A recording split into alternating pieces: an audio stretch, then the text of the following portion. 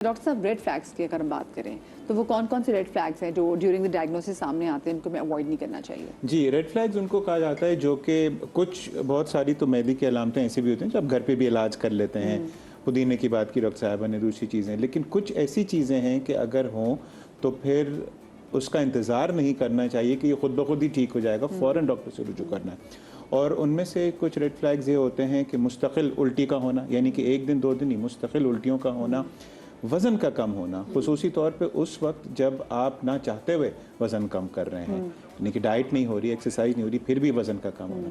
Stool में blood का आना, blood is never normal and should never be considered normal.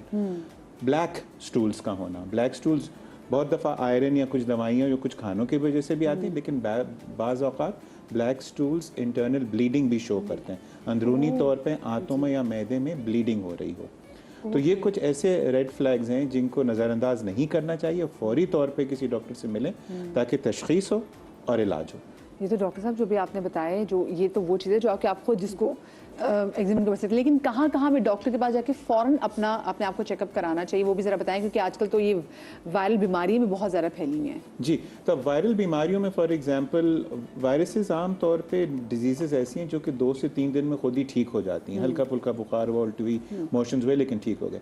लेकिन जहाँ डॉक्टर के पास जाने की ज़रूरत है वो ये है कि इतनी उल्टियाँ हो रहा हो कि बच्चा या मरीज़ कुछ खा ही ना सके, डिहाइड्रेशन शुरू हो रहा हो, बहुत कमज़ोरी, नकाहत, ड्राउजीनेस हो रही हो, मुस्तकिल बुखार हो रहा हो, इतना बुखार कि उतर ही ना रहा हो, या इतना डायरिया हो रहा हो, जिस्म से पानी का अखराज इतना हो कि ब्लड प्रेशर कम हो या ड्राउजी हो। तो कोई भी ऐसी चीज़ अगर आप घर पे नोट करें जो कि आपको ठीक नहीं लग रही, तो फिर बजाय इसके कि थोड़ा सा वक्त और दे देते हैं, देख लेते हैं, ये अप्रोच ठीक नहीं है। बेहतर यह है कि करीबी किसी डॉक्टर या किसी हॉस्पिटल में जाके एवेल्युएट करवा लें और ट्रीटमेंट ले लें। क्योंकि डॉक्टर साहब, अब तो होता है कि ब्लड प्रेशर भी अगर एकदम बहुत ज़्यादा लो हो जाए तो वो भी जानलेवा साबित हो जाता है। कॉलर हमारे साथ मौजूद हैं। अस्सलाम वालेकुम जी, सबाहत है हमारे साथ लाहौर से। अस्सलाम वालेकुम जी। जी सबाहत जी, क्या पूछना चाहेंगी? मैं बात करना चाहूँगी तो का डॉक्टर विकीस से मैं चाह रही हूँ कि वो कुछ मुझे हर्बल या डाइट के साथ कुछ बता दें, लेकिन जो गैस्ट्रोलॉजिस्ट डॉक्टर हैं यहाँ पे वो भी अगर अपनी डाइट बता देंगे तो दैट वुड बी हेल्पफुल। मेरा बेटा है 10 साल की एज है उसकी, मतलब 11 ईयर्स का ऑलमोस्ट होने वाला है। तो पिछले 3-4 साल से उसके साथ पहले इशू हुआ था, ये काफी टाइम लगाया करता था, जैसे वॉशरूम अगर जाता था तो इसको मैंने जाहिर हम लोगों को कंसर्न हुए कि क्या प्रॉब्लम हो रही है। तो इसका फिर हमने इसको पेट में दर्द की भी शिकायत थी, प्लस ये कि इसको स्टूल ये करता था, उसमें वाइट का ना जेली टाइप का लिक्विड एक आया करता था स्टूल में थोड़ा सा। तो अक्सर उस वजह से ये बड़ा प्रॉब्लम इसको हुआ करती थी, वॉशरूम में सही से स्टूल नहीं पास होता था।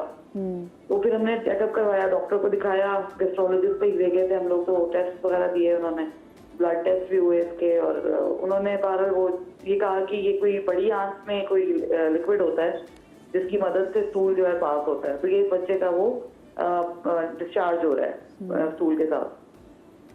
का मेडिसिन और कुछ वो हुआ, उसके बाद बेहतर हो गया ये। अब फिर तकरीबन साल डेढ़ हो रहा है कि ये फिर से कंप्लेन करता है, अक्सर पेट दर्द की शिकायत करता है, और वैसे माशाल्लाह बहुत एक्टिव है सब, नहीं ठीक है, लेकिन ये कि मुझे लग रहा है वेट भी इसका लूज हुआ है, कमजोर हुआ है, प्लस ये पेट दर्द की शिकायत करता है और अक्सर एकदम से इसको वॉमिट हो जाती है, जो खाया पिया होता है सब ये निकाल देता है, और फिर एकदम से जैसे एपेटाइट इसका लूज होने लगता है, ये इसको खाने का वक्त होगा लेकिन ये कह रहा है मुझे भूख ही नहीं है, मैं तो खाना नहीं खा सकता, बिल्कुल भूख नहीं है, पेट भरा हुआ है। तो ये मैं थोड़ा इस वजह से काफी concern and how old is your son? आपका बेटे की उम्र क्या है? अभी ये 11 साल का होने वाला है। ओके। और पिछले 1-1.5 साल में ना वीक हो गया है जरा, वो एकदम से वजन इसने मुझे लग रहा है लूज किया है। तो पहले तो हम सोचते हैं कि अच्छा ग्रोइंग एज है, बच्चा लंबा हो रहा है तो शायद इस वजह से भी, बट अब ये पेट दर्द का जो इशू इसका हो रहा है दोबारा से, और ये फिर मुझे लग रहा है इसको फिर वही प्रॉब्लम हो रही है, वॉशरूम में बहुत टाइम लगाने लगा है। चलिए। तो ये मैं चाह रही हूँ कि थोड़ा इस बारे में मुझे बताएं डॉक्टर्स, डॉक्टर बिल्किस, अगर मुझे कुछ डाइट के हवाले से भी गाइड कर सकें। डाइट का चले, क्योंकि वो थोड़ा सा लंबा भी हो जाएगा, क्योंकि लेकिन हम आपको अभी काफ़ी चीज़ें बनाई है, जैसे किमची भी बनाई है, अगर आप वो भी ऐड करें, बट मैं डॉक्टर से आपको बता देती हूँ, क्योंकि डाइट के आपके जो डाइट बच्चे के डाइट प्लान बनेगा वो आपके बच्चे के टेस्ट होंगे, देन उन टेस्ट का जो नतीजा निकलेगा उसमें उसकी डेफिशिएंसीज को देख के भी पूरा डाइट प्लान बनेगा। इतना नॉर्मली हम डाइट प्लान भी टेलीविजन पे बैठ के नहीं बता सकते। मैं आप आई एम सॉरी अगर आपको मेरी बात थोड़ी सी वो लगे कि मदिया ने एकदम ही कह दिया, बट अब जब तक बच्चे की पूरे रिपोर्ट सामने नहीं आ सकती, उसको कोई भी डाइट देना is not safe for your own child. ठीक है, तो अब मुझे आप दोनों से मैं पूछना चाहूँगी। एक तो चीज़ मुझे ये है कि इसमें बच्चे का ना डेयरी जो हम दूध वाले प्रोडक्ट्स होते हैं उसका इंटेक क्या होता है। कभी कभी बच्चे बहुत ज़्यादा दूध का इंटेक कर रहे होते हैं, वो भी कॉन्स्टिपेशन कॉज करता है।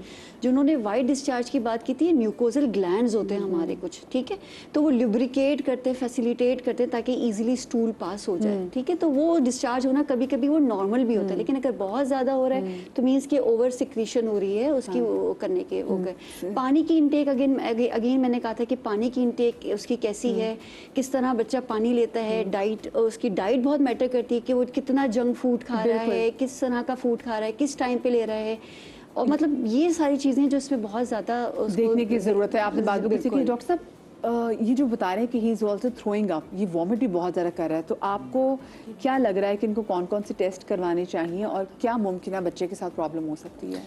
मुझे ऐसा लगता है सुन के कि ये दो अलग पार्ट्स ऑफ द गट की बात कर रही हैं। म्यूकस का आना लोअर ट्रैक की बात इंडिकेट करता है, लेकिन उल्टियों का आना मैदे या इंटेस्टाइन अपर पार्ट की बात करता है। तो I don't think we can say कि ये दोनों चीज़ें एक ही वजह से हो रही हैं।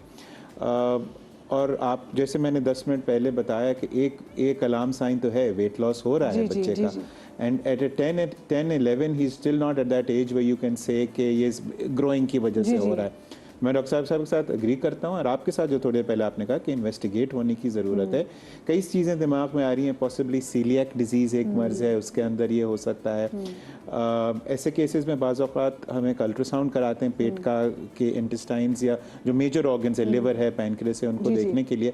सो my suggestion here to the mother would be कि अगर बच्चा ठीक नहीं हो रहा, showing to the current doctor, perhaps take a second opinion या go back to the doctor, अपने जो problems हैं उनका इजहार दोबारा करें, explain करें।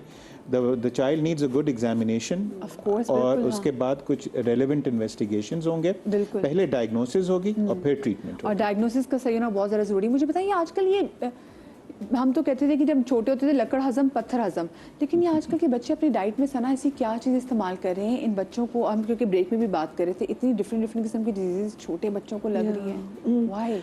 अच्छा देखिए, वही बात है जैसे डॉक्टर फैसल ने कहा कि अंडरलाइंग सीलिएक भी हो रहा होता है बच्चों को, हमें पता ही नहीं होता। और ये भी एक रीज़न है जो मैंने बहुत देखा है कि इनटेक ऑफ जंक फूड्स। आप देखिए कि इजी टू वे है कि भाई आपने कॉल किया, बुला लिया, राइडर आ गया, खाना देके चला गया, घर में भिंडी पकी नहीं खानी, रोटी पकी नहीं खानी। तो ये जो ईटिंग ऑफ यानी consumption of lots of processed food हो गया है ना, junk food, processed food, cold drinks, chips, ये खा के अपना पेट भर लेते हैं, तो न्यूट्रिशन डेफिशिएंसी भी साथ साथ हो रही है, लेकिन lack of fibre, lack of good bacterias, वो सब चीज़ें मिलजुल के ये प्रॉब्लम्स कर रही हैं कि इनको जो खा रहे हैं वो हजम नहीं हो रहा है, इंटेस्टाइन्स वीक हो जाती है। और आजकल हम बहुत मिर्च मसाले वाले खाने खा रहे हैं, ये हॉट पॉट का कल्चर, ठीक है, ये हाँ, मतलब मैं हैरान होती हूँ, कोरियन नूडल्स जो बच्चे खा रहे हैं, मिर्चें आप कैसे बच्चे को दे सकते हैं, लेकिन टीनेज गर्ल्स लड़कियाँ खा रहे हैं। और आप ये देखिए कि वो और उसके साथ सोडा भी ले रहे हैं। यस, और वो एक जो कॉन्सेप्ट है कि जो आपकी सुशी होती है, अब वो आप भाई हम बचपन से नहीं खिला रहे अपने बच्चों को कच्ची मछली, तो आप कैसे मतलब फैशन में बच्चे खाना शुरू कर देते हैं, और उससे भी ये भी मैंने स्टडी पढ़ी थी कि वर्म्स आ जाते हैं बॉडी। बिल्कुल जी। अच्छा, मैं चाहूँगी ज़गालिब पे आप जरा किचन काउंटर की तरफ रुख कर लें और आप बताएं कि आप आज क्या बनाने जा रहे हैं। एक बात कहना चाह रही हूँ इस बच्चे के लिए, होम्योपैथिक में इसका बहुत ज़बरदस्त इलाज है जो इसके साथ हो रहा है। तो जो उन्होंने कहा ना कि उनको वाइट म्यूकस आता है, तो उसका होम्योपैथिक में मैंने भी काफ़ी पेशेंट को ऐसे बच्चों को ट्रीट किया है। तो इन्वेस्टिगेशन के साथ किसी अच्छे होम्योपैथिक डॉक्टर को भी ज़रूर विजिट करें। सही, ठीक क्योंकि है। मैं ऐसे ही उठा के नाम नहीं दे सकती होम्योपैथिक की दवा का। जी जी, ये बात आपने बिल्कुल सही की, क्योंकि देखिए ये छोटे बच्चों की हेल्थ से मुतालिक का सवाल है, और मैं इतनी केयरलेस नहीं हो सकती कि क्योंकि मुझे पता है मैं हम कोई बात कर देंगे तो लोग, बहुत सारे ऐसे लोग जिनके बच्चे को एग्जैक्टली ऐसी प्रॉब्लम चल रही होगी, वो फौरन कहेंगे वो कि दवा अच्छा जी देना अगर शुरू हो सबाहत के बच्चे को ये दिया, डाइट प्लान दिया है, तो ये हमारे बच्चे के लिए भी सही है। तो ऐसा नहीं हो सकता, इसलिए मैं माजरत एक बार फिर से कहती हूँ, आप ही के लिए शो है, लेकिन बगैर डायग्नोसिस के, बगैर एग्जामिनेशन के प्रॉपर मैं बहुत सी चीज़ें आपके सामने नहीं रख सकती, ठीक है। अच्छा जी, कॉलर इस वक्त हमारे साथ मौजूद भी है रेहाना। अस्सलाम वालेकुम जी, वालेकुम अस्सलाम।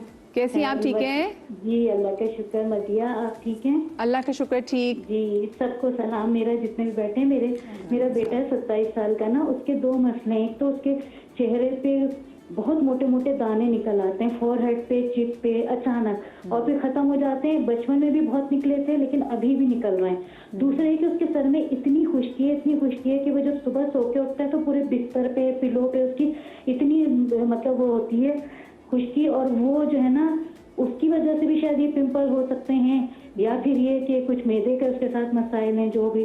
तो मैं बहुत परेशान हूँ। वो डॉक्टर को दिखाओ, वो कोई ना कोई क्रीम ट्यूब लिख के दे देते हैं। मैं चाहती हूँ कोई इंटरनली कोई ऐसा जो है ना, मतलब वो हो, कोई मेडिसिन हो, कोई के लगाने के साथ वो खाए भी, और ताकि चीजें जो जी वो अंदर से नहीं, माशाल्लाह 27 साल का हो गया, लेकिन वो पिंपल्स नहीं खत्म हो रहे। और बचपन में तो इतने निकले थे कि उसके पूरे चेहरे पे गड्ढे ही गड्ढे हैं ना, और वो मोटे मोटे दाने फोरहेड पे, इधर उधर। वो इतना परेशान बेचारा, एक तो खुश्की से बहुत परेशान, और ऊपर ये पिंपल्स, इन दोनों चीजों ने उसको बहुत परेशान करके रखा है। चले, प्लीज आप जरा मेरे इन दोनों मसलों का हल मेरा जरूर बताइए। चले रेहाना जी, हमारा शो देखते हैं, और आप ही के मसले से का जो मसला है वो मैं सवाल पूछती हूँ गालिब से। गालिब, क्या आपको लग रहा है कि ऑफ कोर्स 27 साल के हैं, इनकी जॉब्स भी होगी, ऑफ कोर्स इनका अगर रिश्ता भी हो रहा होगा तो वो और डबल टेंशन इंसान की, ये चेहरा ही तो हमारी शनाख्त है कि हम कहीं जाते सबसे पहले लोग हमें हमारे चेहरे से ही पहचानते हैं।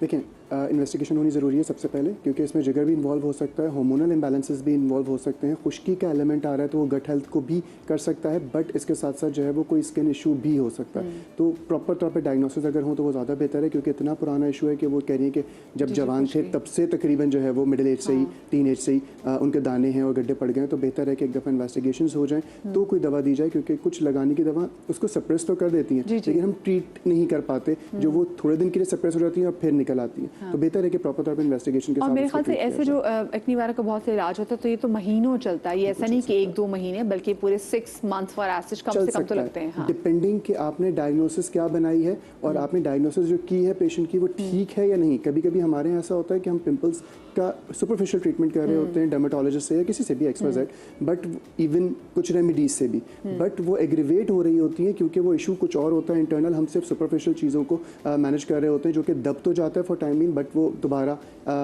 निकल भी आता है और दोबारा ज्यादा शिद्दत से निकल आता है। सरफेस बिल्कुल जी, वो और ऐसा कर रिटेलिएट करता है, वो रिटेलिएट कर रहा होता है। अच्छा, हम बात करें मुझे बताइएगा, लेकिन एक चीज मैं ऐड कर दूं, ये